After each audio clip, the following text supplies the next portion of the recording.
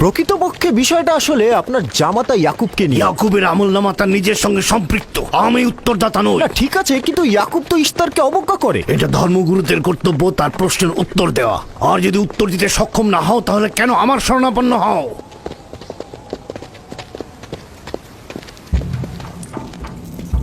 খোদার চাইতেও বড় খোদা মহান ইস্তার রাগান্বিত হয়েছেন।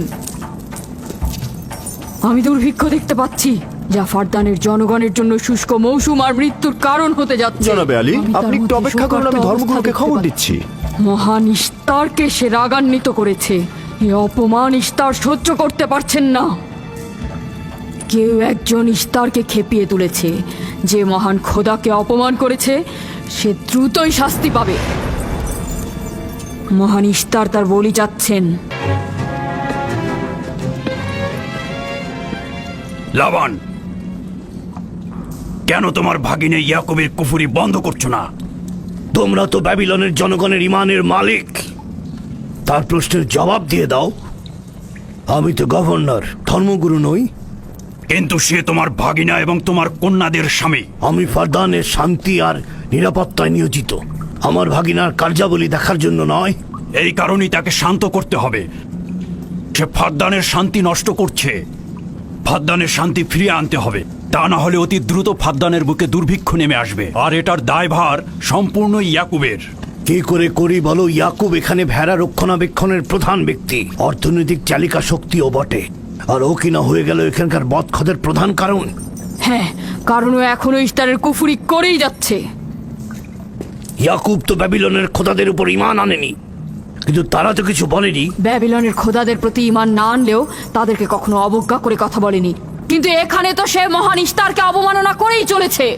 তুমি অবশ্যই তাকে শান্ত করবে। অবমাননা করে? অবশ্যই করে। তুমি কি কখনো ভেবে দেখেছো যে ব্যাবিলন রাজ্য কেন তোমাকে নিয়োজিত করেছে? তাহলে এটাও জেনে রাখো কেন আমাকে গভর্নর নিয়োগ করা হয়েছে।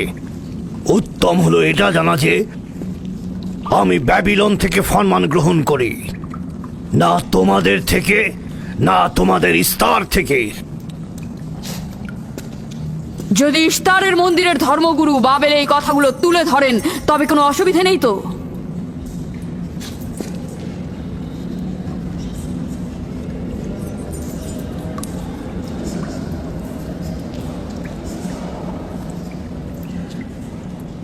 ঠিক আছে, আমি ইয়াকুবের সঙ্গে কথা বলছি। ইয়াকুবকে বলে দেবেন, আর কখনো যদি আমার পরিবারের সাথে ইস্তার নিয়ে কোনো কটু কথা বলে তাহলে তাকে আগুনে নিক্ষেপ করা হবে।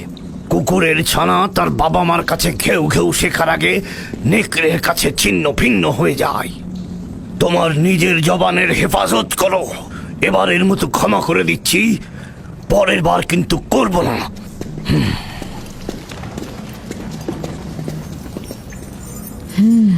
সবাই শুনে রাখো, যদি দুর্ভিক্ষের কারণে আমার ফসল নষ্ট হয় তবে ইয়াকুব আর তার পরিবারের কাউকে আমি জ্যান্ত রাখবো না। দেখা যাক না, একবারই এ তো কোনো কথা বলে লাভ নেই।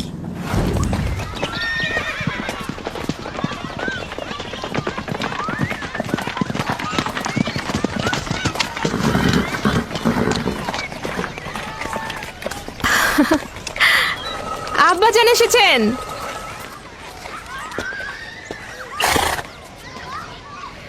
আসসালামু আলাইকুম আব্বাজান, এবার অনেকদিন পর এলেন। সালাম আব্বাজান। কি সৌভাগ্য আমাদের, ফাদ্দান আরামের মহৎ ব্যক্তি দেশের গভর্নর তাহলে সময় পেলেন মেয়েদের দেখতে আসার। এই ইয়াকুবটাকে নিয়ে আর পারি না। কি হয়েছে আব্বাজান? আবারও কি ইস্তার মন্দিরের ধর্মগুরুরা অভিযোগ করেছেন? তার মানে ফারদানের এইসব দাঙ্গা হাঙ্গামা ধর্মগুরুদের ষড়যন্ত্র। ইয়াকুব এগুলোর সঙ্গে জড়িত নয়, তাই তো? আব্বাজান, আপনি খুব ভালো করেই জানেন ইয়াকুব রেসালাত আর নিজের কাজ ছাড়া অন্য কিছুই করে না। কয়েক হাজার বছরের প্রচলিত ইস্তার মন্দিরের সঙ্গে তার কি কাজ? যদি সে এটাই চায় যে সে তার পিতামহের দিন প্রচার করবে, তাহলে সে আমাদের পরিবারের সঙ্গে করুক।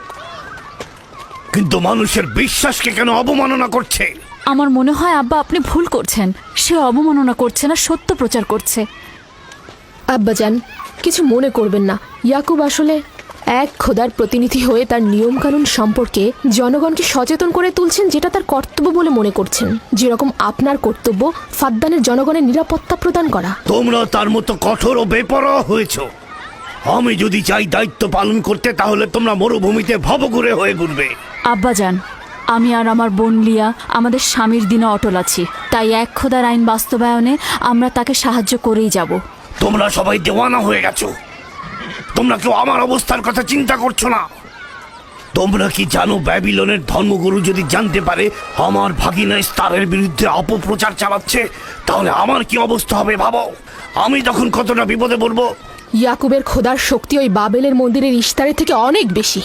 আব্বাজান, আমাদের উচিত হচ্ছে আমাদের নিজেদের খোদাকে ভয় করা, ওই পাথরের খোদাকে নয়। আমার না তার খোদার সঙ্গে কোনো কাজ রয়েছে, না এদের খোদা। শুধু বলবো ইয়াকুবের কোনো অধিকার নেই ফাদ্দানের লোকের কাছে আমার অবস্থান নড়বড় করে দেয়া। কি হয়েছে রাহেলা? রাহেলা, রাহেলা, কি হয়েছে রাহেলা? রাহেলা, রাহেলা, কি হলো তোমার? এমন করছো কেন? আলহামদুলিল্লাহ, মনে হয় সময় হয়ে গেছে। যাও, ধাত্রীকে খবর পাঠাও। আচ্ছা আচ্ছা, যাও, চলো আমরা সবাই মিলে ওকে ঘরে নিয়ে যাই। হ্যাঁ চলো চলো, চলো ঘরে নিয়ে এই যে, যাই ওকে। আস্তে। আস্তে পলাশ, বলুন জনাব। যাও তুমি মরুভূমিতে যাও, ইয়াকুবকে বলো এখনই যেন চলে আসে। খুবই দ্রুত যাও। জি আচ্ছা। আমার ঘোড়াটা নিয়ে যাও।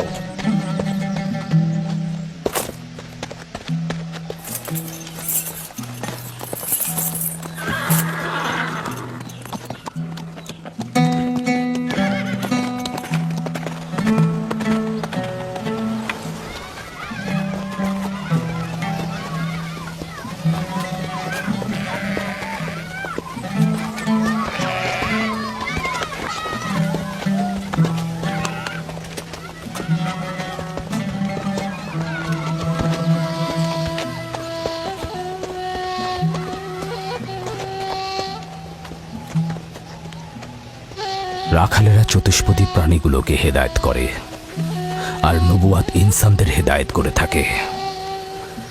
সম্ভবত এ কারণেই অধিকাংশ নবী রাখাল ছিলেন। আমি ইসরায়েল ভেড়াগুলোর সঙ্গে আমার সন্তানদের মরুভূমিতে নিয়ে এসেছি, যাতে তারা হেদায়েত গ্রহণ শিখতে পারে। আমার সন্তান বনি ইসরায়েলেরা কেন ক্ষমতা ও পেশি শক্তিকে মূল দণ্ড হিসেবে মনে করছে?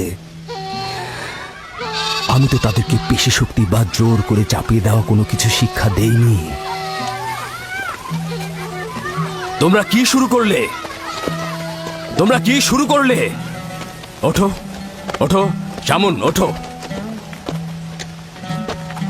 আমার উত্তরাধিকারী ও পরিবারের প্রধান সেই হবে যে খোদাকে সবচাইতে বেশি ভালোবাসবে। ইব্রাহিম ও ইসহাক ছিলেন সর্বোৎকৃষ্ট। তার মানে এই নয় যে তারা অধিক শক্তিশালী ছিলেন। শক্তি দিয়ে সবকিছু জয় করা যায় না।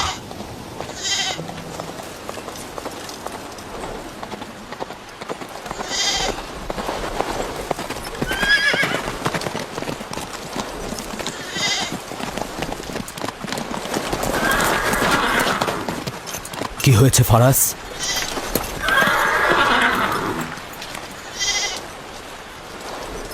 তোমরা ভেড়াগুলোকে নিয়ে আসো।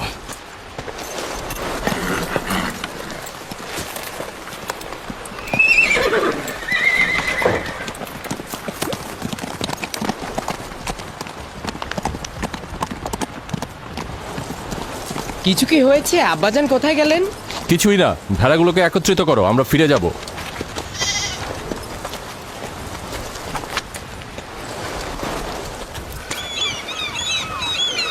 বেল, হ্যাঁ রাহেল তো তোমার সতীন। রাহেলের সঙ্গে তোমার অনেক ভালো সম্পর্ক দেখছি। ওই সন্তান না থাকায় ভালো সম্পর্কটা ছিল। রাহিলের সাথে ভালো সম্পর্ক ছিল, ওই ইয়াকুবের সাথেও ভালো সম্পর্কটা ছিল। আমার সন্তান নেই, তার সন্তান হচ্ছে, ভালো সম্পর্কটা থাকে কি করে? এমন ভাবে বলছো কেন? রাহেল আর ইয়াকুব তো ইনসান হিসেবে খুবই ভালো। হ্যাঁ, কিন্তু ইয়াকুব তো রাহেলকে অনেক বেশি ভালোবাসে। আর যেহেতু এখন তার সন্তান হচ্ছে, তার স্থান তো সব স্ত্রীর থেকে উপরেই হবে, তাই না? ইয়াকুবের কয়টা স্ত্রী? 4 জন, আমি, লিয়া, জুলফা ও রাহেলা। এই বাদ দাও তো এসব, তাড়াতাড়ি চলো, তাড়াতাড়ি চলো, না হলে শব্দ শেষে আবার আমার ঘাড়েই পড়বে। আরে আমি তো জানি ইয়াকুব বড় ন্যায়পরায়ণ আর মেহেরবান। সকল হিংসা ভুলে একটু ভালোবাসাটাকে বাড়াও, দেখবে সেও তোমাকে খুব ভালোবাসবে। আর ও তো খুব ভালো মানুষ। জনাবে আলী লাবান, আপনার ওপর শান্তি বর্ষিত হোক। ভালো পুরস্কার পেতে যাচ্ছ, কিন্তু রাহেল আর তার সন্তানকে সুস্থ চায়। চিন্তা করবেন না, আমি অনেক অভিজ্ঞ ধাত্রী।